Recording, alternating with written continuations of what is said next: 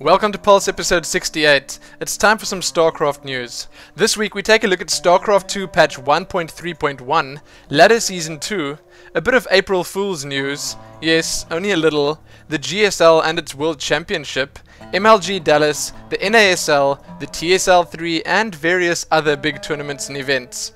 We also take a look at some more StarCraft II themed music and art. Let's get to it.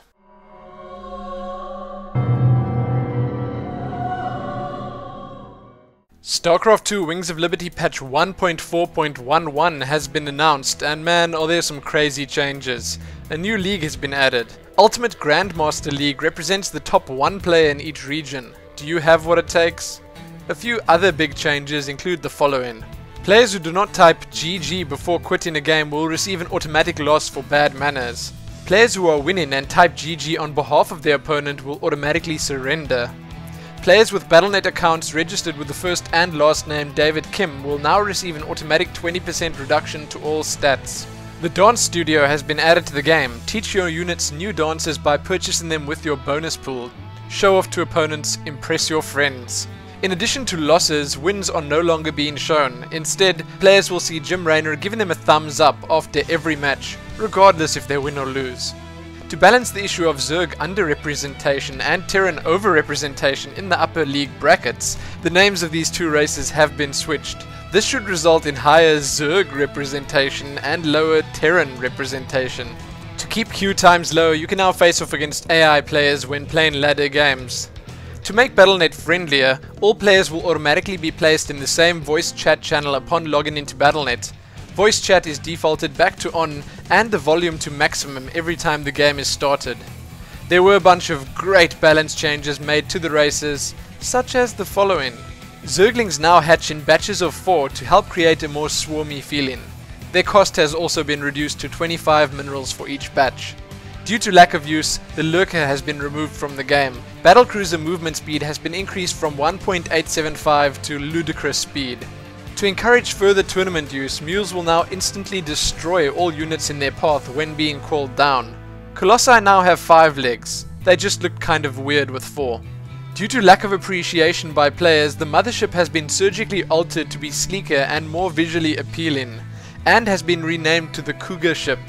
The Cougar ship will automatically gravitate towards enemy units that have been in play for 18 to 20 minutes, and will attempt to bring them back to the nearest friendly base.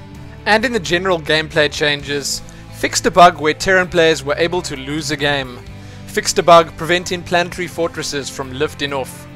Yes, you probably realized by now that this is in fact an April Fool's Day joke by Blizzard. Still, quite hilarious. Check the full notes out below and enjoy them.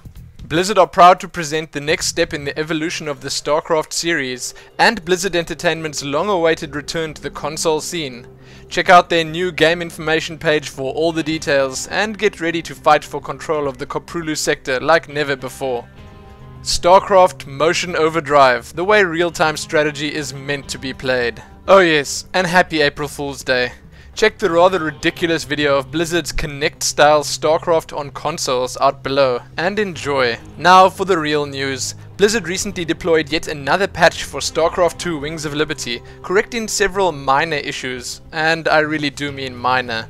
The biggest change here is probably that the return to game button won't sometimes bug out anymore. So they just tell us once again that to update to this new version of the game, all we need to do is run the StarCraft II launcher, aka just launch your game. If you're at all interested in any of those changes, you can find the full patch notes for version 1.3.1 below. The second StarCraft II League season has officially begun. Yes, I did mention last week that it was in fact coming, and here it is. Bonus pools and stand-ins have been reset, and if you've already been placed in a league, you'll only need to play one placement match to kick off the new season. The much anticipated Season 1 milestone rewards have also been granted to players. You can see how you did and your results in-game in the Leagues and Ladders section. Lastly, Blizzard also just warned us that the StarCraft II Grandmaster League is coming in little less than a week now, and everyone had better get ready. Full details and answers to the most frequently asked questions about this most prestigious level of competition can be found in the links below, and in case you missed it, the full patch notes for StarCraft II Wings of Liberty Patch 1.3.0 will also be included. Check all of that out, do your placement match, but most importantly, happy StarCrafting. Now, before heading into the tournament and event news, I just wanted to say that yes, there are quite a few other interesting April Fool's posts up at the moment. There's even a Diablo and Warcraft themed one from Blizzard, which I will link below, but I'll also cover these in their respective Pulse episodes when the time comes. Never fear, I've got your back. So that said, let's see what's happening in the tournament and event news. But first, 2 jokes courtesy of the Team Liquid forums and Tastosis. How do you know that Protoss players are famous? Because they have a lot of stalkers. Why did the Colossus fall over? Because he was imbalanced. Yes, please, don't all laugh at once now, and be sure to spread those around. As usual, let's start the tournament and event news off with some GSL news. If you didn't know, the GSL May Code A qualifiers have in fact been completed, and needless to say, there was quite a lot of action. Let's start with those there upsets. Some of the notable players that didn't make it into Code A are the following: Moonglade, Maka, Sela, Guinea Pig, Torch, Cezanne, Heypro, Seed, Junwei, and sadly, Moon. A few big names that didn't participate include the following: Artosis, Morrow, White Ra, Sen, TT1, and Demaga. Now for the 16 players that did make it into Code A. Quite an interesting list indeed. Bomber, Keen, Ryung, Yu-Gi-Oh!, Violet, Min, Line, Tassadar, Creator Prime, Explosion NL, Lure, Squirtle, Top Class, Finale, Peanut Cookie, and finally Skit. All the aforementioned players are in fact in big teams minus the last 2. So it seems like the Code A in the GSL May is definitely set to be full of fierce competition. I can't wait. If you want to see who knocked who out, the full lists and the other Code A qualification details, you can check the links below. The semi-friendly GSL World Team League took place just a couple of days ago during the GSL downtime, and wow, what a lot of fun that was. The entire best of 15 series, yes, I said best of 15, was action-packed and drama-filled. Despite some magnificent efforts by TT1, Sen, White Ra, Demaga, and most of all July, who got a 4-win streak, in the end, the Korean favorites managed to clinch the series with a tight 8-7 victory. Nesty actually took the final game off Demaga, who was on a raging 2-win streak already. There were some amazingly close games, and that drama I mentioned, MVP actually got disconnected from quite a close game against Demaga, only to have it restart, try a marine bunker rush, and lose to so many banelings.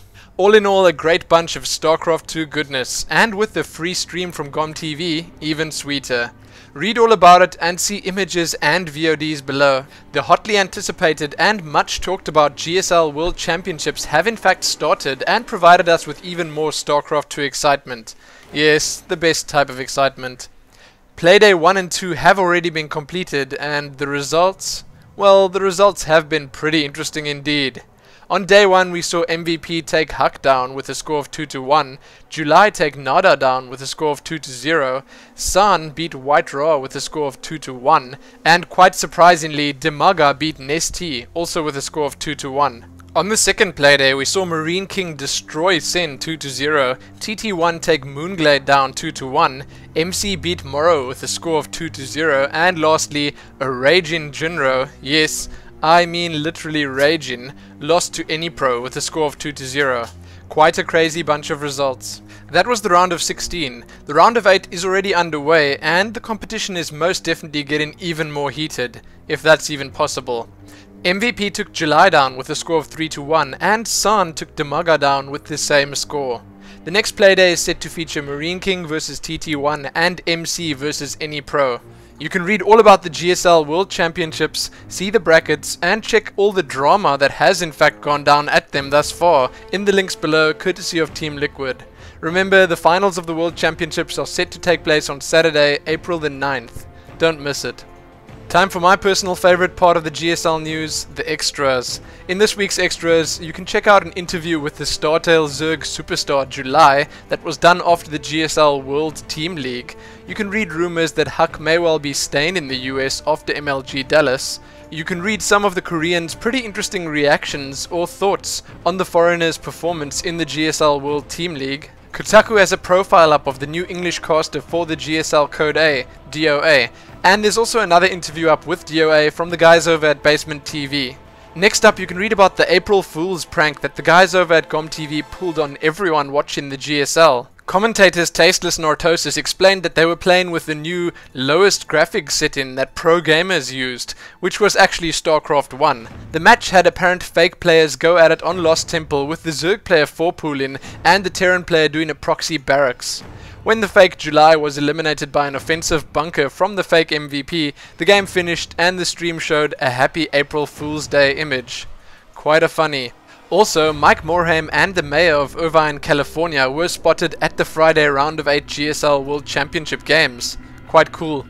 Lastly, and probably most interestingly, you can see a vlog from a YouTuber named Emma about her trip and her pretty unique non-gamer observer type perspective of a trip to GomTV to watch some GSL action. The video received a lot of attention as it was posted on Kotaku and mentioned by many big sites and personalities, and it has over 100,000 views already.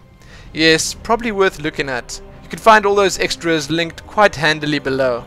With MLG Dallas probably already underway, the excitement has built up to a pretty crazy level, and to make things even better, the full player lists have been revealed. Over 200 players set to participate, with quite a few notable ones in there too.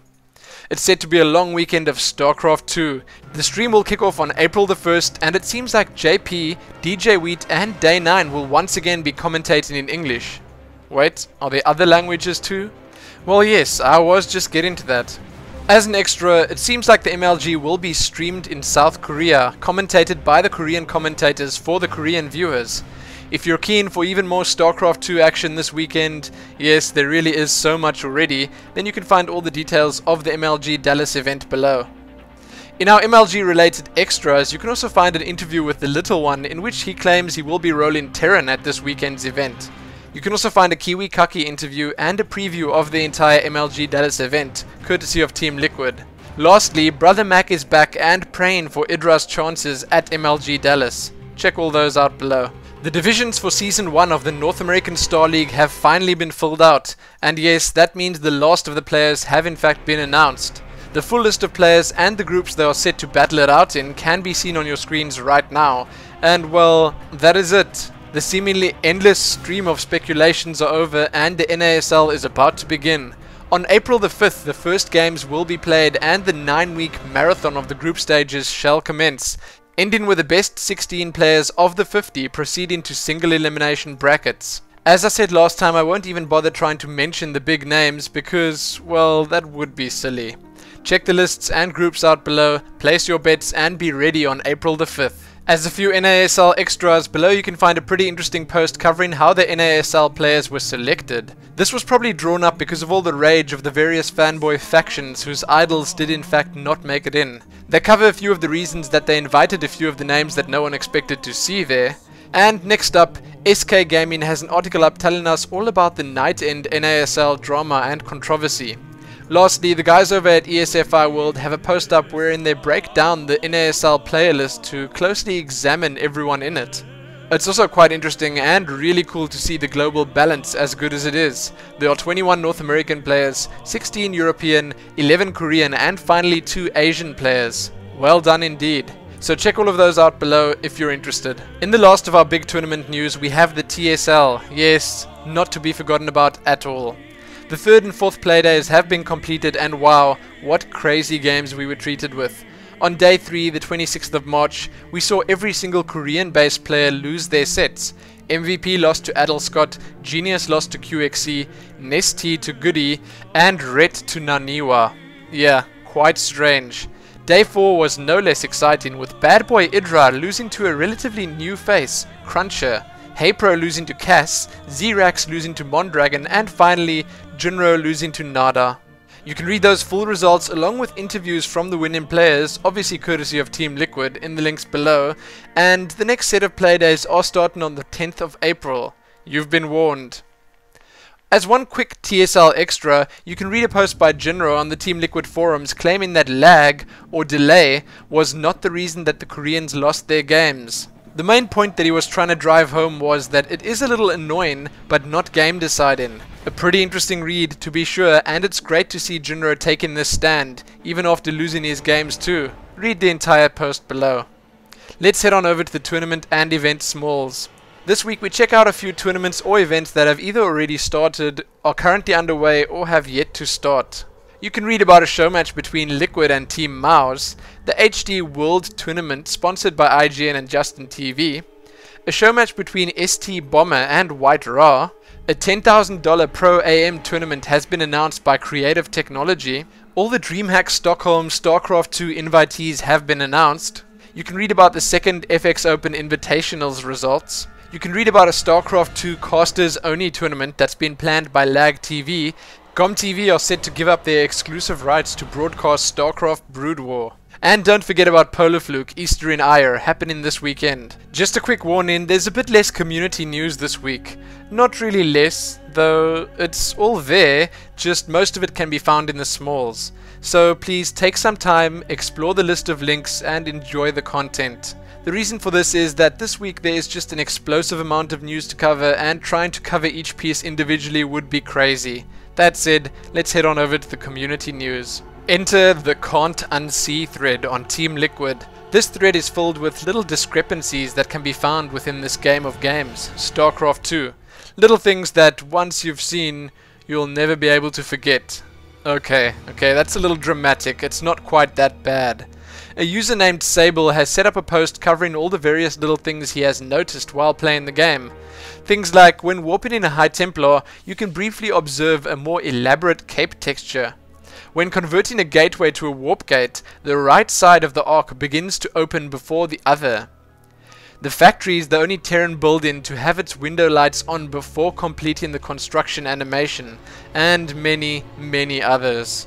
While it's not really news per se, it's still quite interesting, and it would take quite a keen eye indeed to spot all these minor points. Check the thread out below to see the lot of them. The Rebecca Black Friday parodies just keep on coming. This time around, the guys from over at AK Amazingness have their very own StarCraft II version of the totally popular Rebecca Black song titled Forgate. The creators say that Rebecca Black taught us all the days of the week, and they decided to teach everyone how to forgate. In my opinion, something way more useful. Check it out below, quite a good song if you like the auto-tune stuff, and they warn of a music video coming soon too. Another song to look at is this one, titled Fly Like Ire, a MIA Paper Planes StarCraft II parody by the guys over at Underline ENT. This one has, in my opinion, a slightly higher production value than the previous one, and it sounds like the singer is actually, well, a singer. Really well performed, well put together music video, and the lyrics are great. Definitely worth a look or listen right here on YouTube. The next Liquid Weekly is out, and man, is it full of good stuff. In weekly number 33, the guys from over at Team Liquid have a look at Liquid in the GSL World Championship, Liquid in MLG Dallas, Liquid in EPS Germany, and lastly, Liquid in the TSL. I'm sensing a pattern here. As an extra, you guys can check out an interview with Huck and Jinro. Also quite good. All of that and more can be found over at teamliquid.net. The Blizzard fan art section was just recently updated with new artwork from our community peers. We were treated with 5 new works based on the StarCraft universe, most of which are ghosts. You can see my favorite of those on your screens right now. Next in the art section, we take a look at yet another new winning comic contest entry, courtesy of Blizzard's ongoing comic contest. This one is about a couple of larvae and their hopes and dreams for the future. Quite funny, worth a look. Last up in the art section, have a look at this awesome Protoss birthday cake. And enjoy this latest piece from the always lovely and ever creative Zoe Pensky. Funny enough, this one's also of a ghost. How fitting. Ask Joshi, the big name StarCraft II personality that resides right here on YouTube, recently spent a few days at the Root Gaming Team House down in Florida. While there, he put together a couple of great interviews and a tour of the Root Gaming house, which does indeed look pretty good, spacious and luxurious, by pro gamer standards at least. You can check a pretty juicy gallery out of the house and a vlog of the team arriving in Dallas too. Quite a lot of good stuff, and you can check most of that out right here on YouTube. Let's head on over to the community smalls. On the official site, you can check out a poll titled Packing Heat. The StarCraft II open beta testing has begun in China. Team Gosu Gamers has added 2 new members, Lost Shadow and Orc. Happy is set to make his StarCraft II debut in Team Empire. Gosu Gamers have an exclusive interview up with Boxer about the Korean and international scene coming together. Artosis has joined up with 6jacks Gaming. Bit by Bit has gotten a personal sponsorship. Team Root has picked up 3 new sponsors: IGN, Justin TV and PokerStars.com. Right here on YouTube you can check out a video that's not really StarCraft related, but it was made by a StarCrafter. I'm on a Boat, Minecraft Parody by Maximus Black. There are a couple of Robert Clotworthy interviews up. He is in fact the voice of Jim Raynor from StarCraft, and you can find them right here on YouTube. You can see an interview with Day 9 from PAX East. There's a new Girl Generation Intel advert out featuring Boxer and StarCraft II. You can check out Destiny's placement match against Select in StarCraft II Ladder Season 2. Force SC2 Strategy is having a nice Razor giveaway. You'd better head on over there and check that one out. Husky StarCraft is also having an absolutely huge giveaway on his Facebook page, his YouTube channel and on his Twitter. GG Rated episode number 8 is out, and it seems like Athene is now rank 1 in his Masters division on StarCraft 2. There's a Liquid Nazgul interview up over at StarCraft2.nl. Ars Technica has a very interesting article up called The Dawn of StarCraft is Now. Grubby has left Team EG, and there are rumors that Tasteless has as well. Team AAA has disbanded. The new Dota, titled Debates of the Ancients, can be found over at SC2 Mapster. You can check out Razer's new gaming utility, the Talon. You can see some state of the game announcement hints over at Reddit. And lastly, the 5 StarCraft 2 players you should be watching, America and Europe. This is over at PC Gamer. That's it for Pulse episode 68. Sadly, there was way too much news to cover this week, so I may well have missed a few things here and there. I hope this episode is in fact up either late Friday or early Saturday too, because my internet has been a bit shaky recently. But anyway, thanks a lot for watching, and thanks even more for those trying to help promote my videos and share them around. I really appreciate it and love all of you guys and girls for doing it. But I fear I have to depart. Remember, Polar Fluke Easter in Ire is happening this weekend, and you can find details about that in the links below. Remember to like the video, favorite it, and do some other stuff too. Most importantly, happy April Fools. Or slightly belated April Fools. And also happy StarCrafting.